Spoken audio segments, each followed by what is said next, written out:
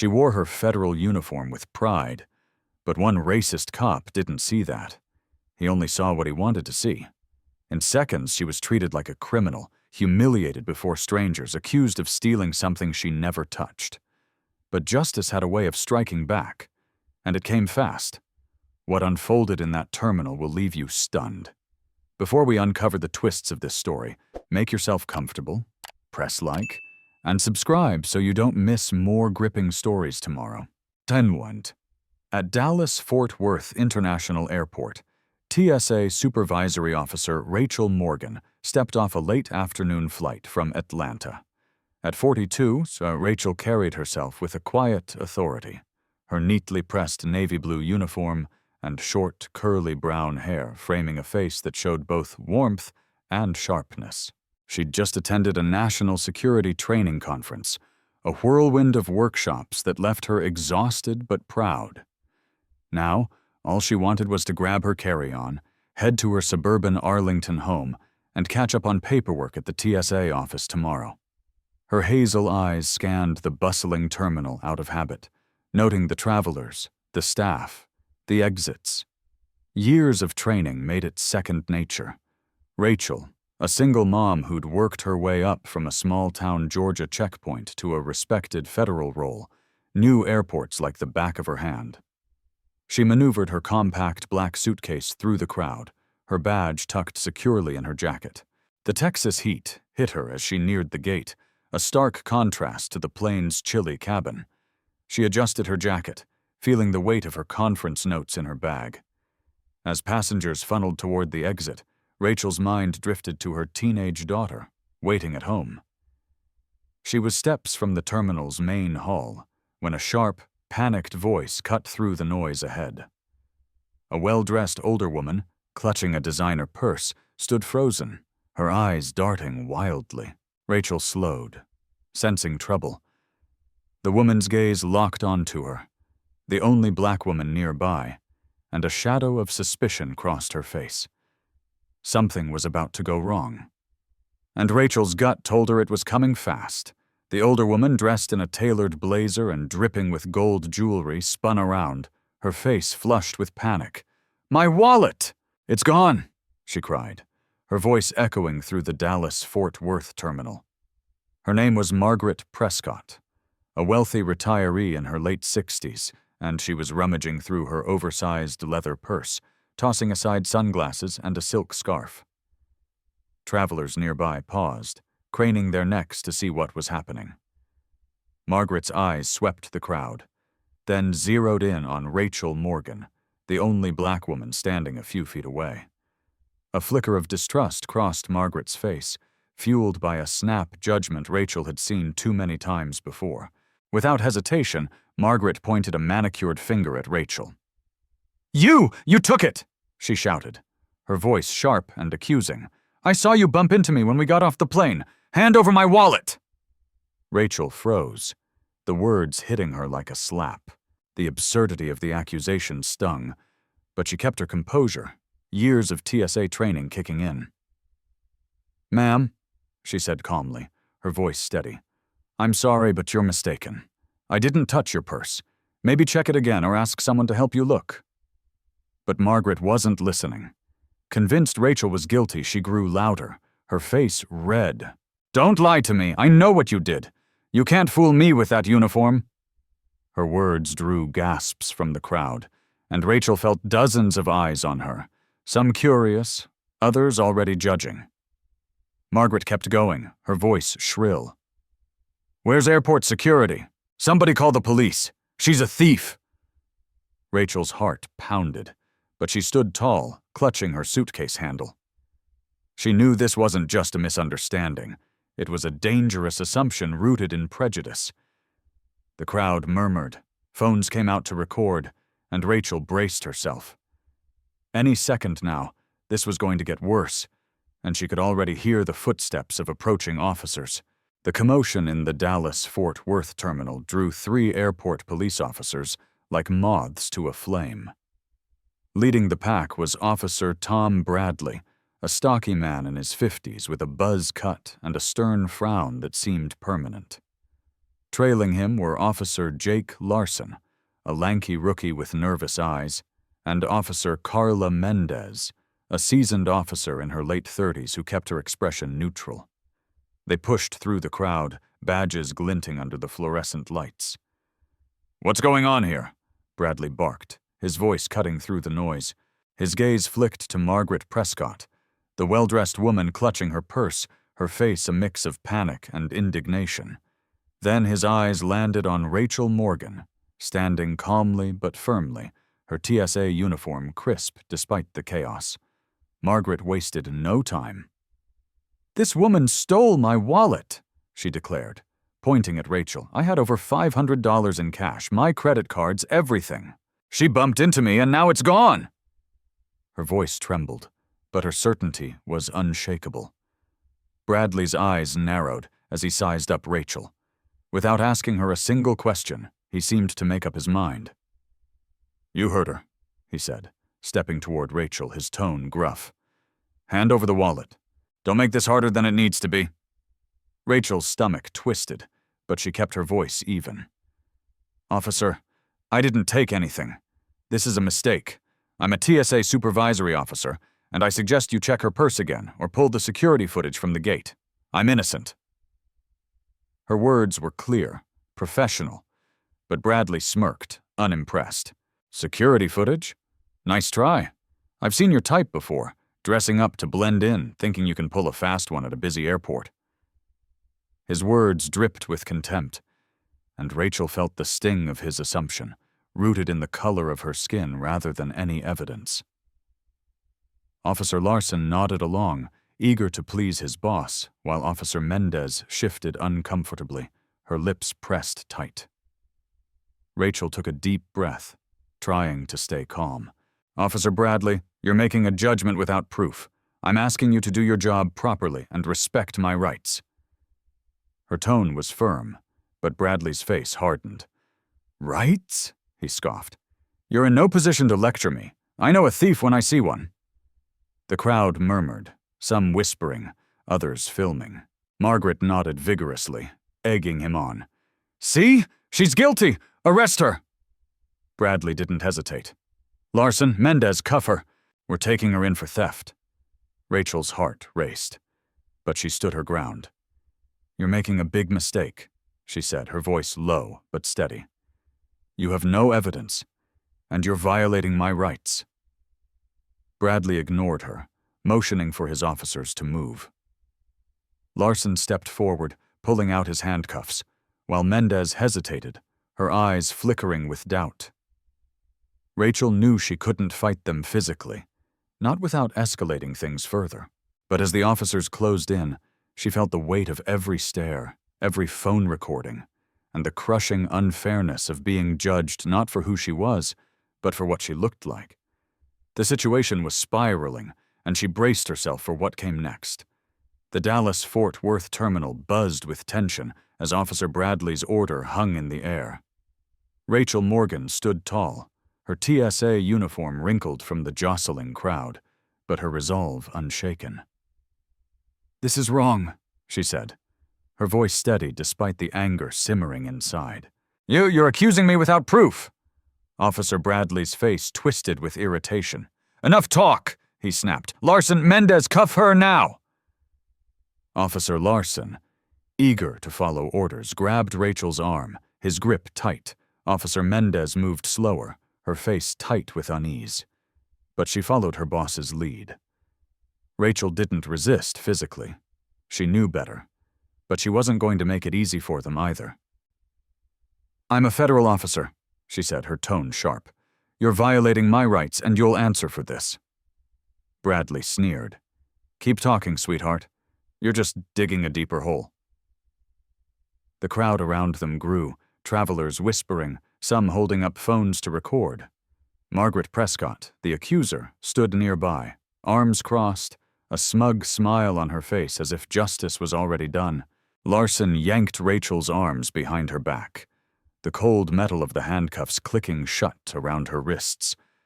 The sharp pinch against her skin was nothing compared to the humiliation washing over her. Pain shot through her shoulders as Larson tightened the cuffs, and Rachel bit her lip to hold back a wince. She was being treated like a common criminal, her years of service and spotless record erased by one baseless accusation, and a prejudiced officer's snap judgment. "You're making a spectacle for nothing," Rachel said, her voice low but firm. "You! Check the cameras. You'll see I didn't touch her." Bradley ignored her, turning to the crowd. "Show's over, folks. We've got this under control." But the murmurs didn't stop, and Rachel felt the weight of every stare, some pitying, others judgmental. Mendez, standing to the side, looked down, her hands fidgeting. Rachel caught her eye for a moment, sensing her discomfort. But Mendez said nothing.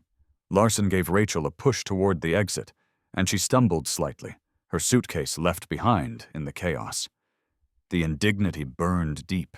She'd spent her career protecting airports like this, ensuring safety, and now she was being paraded through one in handcuffs.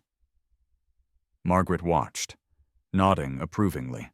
Convinced her accusation was right, Rachel's mind raced. She knew she was innocent, but the reality of the moment was suffocating. Her daughter's face flashed in her mind. What would she think if she saw this? Rachel straightened her spine, refusing to let the shame break her. She'd trained for high-pressure situations, but nothing prepared her for this betrayal of trust. As Bradley led the way, barking orders, Rachel's eyes scanned the terminal, locking onto a security camera overhead. That footage would prove her innocence. She just had to survive this moment. The officers steered her toward a holding area, and Rachel braced herself, knowing the worst wasn't over yet. Officer Bradley, still convinced he'd caught a thief, stopped the group in the middle of the Dallas-Fort Worth terminal. "Hold up," he said, his voice smug. "Let's search her. That wallet's got to be on her somewhere." He nodded at Officer Mendez. "Carla, you do it." Mendez hesitated, her face tight, but she stepped forward, avoiding Rachel Morgan's eyes. Rachel stood still, her wrists aching from the tight handcuffs, her heart pounding with a mix of anger and dread. She knew this search would find nothing, but the violation of it stung. Mendez patted down Rachel's Navy TSA uniform, her hands quick but professional, checking her pockets and jacket. The crowd watched, some whispering, others filming. Margaret Prescott hovered nearby, her arms crossed, waiting for proof of her accusation. Mendez's fingers brushed something firm inside Rachel's jacket, a small leather case. She paused, her brow furrowing, and carefully pulled it out. It wasn't a wallet. It was a black leather holder, the kind used for IDs. Mendez flipped it open, and her eyes widened. Inside, under a clear plastic cover, gleamed a silver TSA badge engraved with an eagle and the words Transportation Security Administration. Next to it was Rachel's official ID, Supervisory Officer Rachel Morgan, with her photo and credentials. Mendez froze, her face paling. Bradley," she stammered, holding up the badge. "Chief, you need to see this." Bradley and Larson leaned in, their confidence vanishing as they read the ID. Bradley's jaw dropped, his ruddy face turning ashen. Larson's hands shook, his eyes darting to Rachel, then back to the badge. "TSA. Supervisory Officer?" Bradley muttered, his voice cracking. "No way. This can't be right." Rachel stood tall, her gaze cold and unwavering. "I told you I'm a federal officer," she said, her voice calm but cutting. "You didn't listen." The officers stood speechless, the weight of their mistake crashing down. They hadn't just accused an innocent woman, they'd handcuffed a TSA supervisor. Margaret's smug expression faltered, confusion creeping in. The crowd murmured louder, sensing the shift. Rachel's eyes locked on Bradley, waiting for what came next. The Dallas-Fort Worth terminal felt like it was holding its breath as Officer Bradley stared at Rachel Morgan's TSA badge, his face drained of color. The smugness he'd worn moments ago was gone, replaced by raw panic. Officer Larson's hands trembled, his eyes wide with fear, while Officer Mendez clutched the leather holder, looking like she wanted to disappear. This is a mistake," Bradley stammered, his voice shaky. "Ma'am, Officer Morgan, we didn't know." He turned to his team, his tone desperate. "Get those cuffs off her, now!" Larson fumbled with the handcuff keys, his fingers slipping as he rushed to unlock them. Mendez stepped back, her face a mix of guilt and shock. Rachel stood still, her wrists red and sore as the cuffs finally came off. She rubbed them slowly, her expression icy, giving nothing away. Bradley's bravado had crumbled. He was practically begging. "We're so sorry, Officer Morgan. It was that lady. She kept yelling about her wallet. We got it all wrong. Please, don't take this up the chain." He shot a frantic glance at Margaret Prescott, who stood frozen, her confidence shaken. Rachel's gaze didn't soften. She straightened her TSA uniform, smoothing the wrinkles, and took her badge back from Mendez's trembling hands. "You didn't just get it wrong," she said, her voice low and firm. "You ignored me, insulted me, and cuffed me without a shred of proof. You let bias call the shots." The words hit like a punch, and Bradley flinched, sweat beading on his forehead. Larson looked like he might be sick, his eyes darting to the crowd still watching, some recording every second. Mendez opened her mouth to speak, but closed it, her silence louder than any excuse. Margaret shifted uncomfortably, clutching her purse, no longer sure of her accusation. Bradley tried again, his voice pleading. "Please, ma'am, we'll make this right. Just don't report us.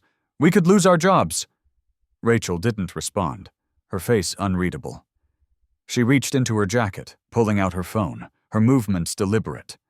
The officers watched, frozen, as her fingers hovered over the screen. They knew whatever came next wouldn't be good for them.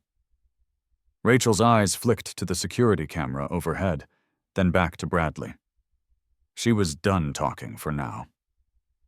Rachel Morgan stood in the Dallas-Fort Worth terminal, her wrists still stinging from the handcuffs, as she tapped her phone screen with calm precision. The crowd's murmurs faded into the background, and Officers Bradley, Larson, and Mendez watched her every move, their faces pale with dread. Rachel's voice was steady as she spoke into the phone. "Director Hayes, this is Supervisory Officer Rachel Morgan, TSA. I'm at DFW Airport, Terminal C, Gate 14. There's been a serious incident involving 3 airport police officers, Bradley, Larson, and Mendez." She paused, listening, then continued, her tone professional but firm. "They falsely accused me of theft, ignored my explanations, used derogatory language, and handcuffed me without evidence. I need someone with authority here now." She hung up, slipping the phone back into her jacket, and fixed her gaze on the officers. Bradley's mouth opened, but no words came out. Larson shifted nervously, and Mendez stared at the floor, her hands clenched. The weight of Rachel's call hung heavy. They knew their careers were on the line. Minutes later, a tall man in a sharp suit strode through the terminal, flanked by 2 senior officers. It was Chief of Airport Police Robert Hayes, his face grim but composed. Rachel recognized him from past TSA police briefings. He approached her first, his voice low with concern. "Officer Morgan, are you all right?" Rachel nodded, keeping her composure. "I'm fine, Chief, but this was unacceptable." Hayes turned to the 3 officers, his eyes hard. "Bradley, Larson, Mendez, hand over your badges, radios, and weapons. You're suspended, effective immediately, pending a full investigation." The officers complied, their movements slow, faces ashen. Bradley's hands shook as he unclipped his badge, his earlier arrogance gone. Hayes looked back at Rachel, his tone sincere. "On behalf of the DFW Airport Police, I apologize, Officer Morgan. This is a disgrace, and we'll get to the bottom of it." Rachel gave a curt nod, her anger still simmering but tempered by years of discipline. The crowd, still lingering, whispered as the officers were led aside. Margaret Prescott stood nearby, clutching her purse, her expression a mix of confusion and unease. Rachel's eyes met hers briefly, but she said nothing. Her focus was on justice, not confrontation. Hayes gestured toward a quieter area. "Let's get you somewhere private to go over this, Officer Morgan." Rachel grabbed her suitcase, her head high, ready to tell her side of the story. As Chief Hayes prepared to escort Rachel Morgan to a private office in the Dallas-Fort Worth terminal, a young airport security guard hurried over, holding a cream-colored leather wallet. "Mrs. Prescott," he called, catching Margaret Prescott's attention. "We found your wallet. It was tucked under some stuff at the bottom of your purse." He handed it to her, and Margaret's face flushed as she opened it, finding her cash and cards untouched. She glanced at Rachel, then quickly looked away, her earlier certainty replaced by embarrassment. The crowd murmured, some shaking their heads at the mix-up. Rachel stood calmly, her TSA uniform still neat despite the ordeal, her expression unreadable. Chief Hayes sighed, rubbing his temple. "Unbelievable," he muttered, then turned to Rachel. "Officer Morgan, this changes nothing about what happened. I'm deeply sorry for the mistreatment you endured." His voice was firm, genuine. Rachel nodded, her voice steady. "Thank you, Chief. I appreciate that." Margaret shuffled, mumbling something like an apology, but Rachel didn't respond. She wasn't ready to let her off the hook. Hayes gestured toward a side corridor. "Let's get your statement, Officer Morgan. We'll make this right." Rachel grabbed her suitcase, her mind already on the report she'd give, clear and factual. The crowd began to disperse, some still filming, others whispering about the scene. As Rachel followed Hayes, she felt a mix of relief and resolve. The truth was out, but the sting of the false accusation lingered, and she knew this wasn't over yet. The Dallas-Fort Worth Airport Police, under Chief Robert Hayes, launched a thorough investigation into the incident involving TSA Supervisory Officer Rachel Morgan. The process moved quickly, with oversight from the TSA's Office of Professional Responsibility to ensure fairness. Rachel provided a detailed statement, recounting every moment. Margaret Prescott's baseless accusation, Officer Bradley's prejudiced assumptions, the derogatory remarks, the unlawful handcuffing, and the officer's refusal to check security footage or listen to her. Her account was clear, composed, and backed by evidence that left no room for doubt. The most damning proof came from the body cameras worn by Officers Bradley, Larson, and Mendez. The footage captured everything. Bradley's smug tone as he dismissed Rachel's protests, his insulting comments about her appearance, the rough handcuffing, and the moment of panic when they discovered her TSA badge. It also showed Margaret's frantic accusation and Rachel's calm, repeated requests for fairness.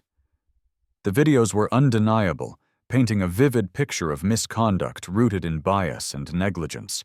During internal affairs interviews, the three officers couldn't dodge the truth.